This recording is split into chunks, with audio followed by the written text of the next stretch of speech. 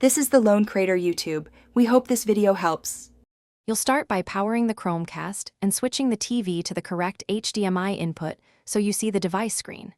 Next, make sure your phone or tablet is on the Wi-Fi network you'll use and that Bluetooth and location services are enabled so the app can find the Chromecast. Open the Google Home app and sign in. This links the device to your account.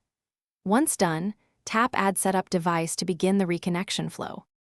Once the app finds your Chromecast, you'll see a pairing code on both the TV and your phone.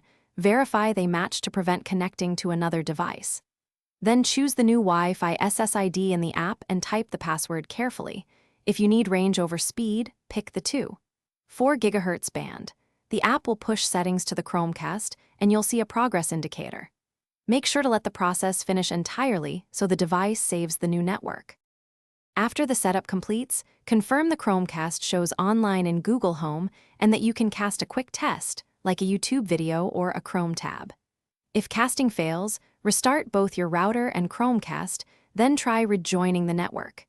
Make sure MAC filtering or AP isolation aren't blocking the device.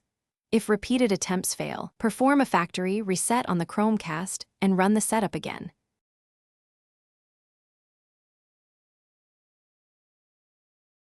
Thanks for watching.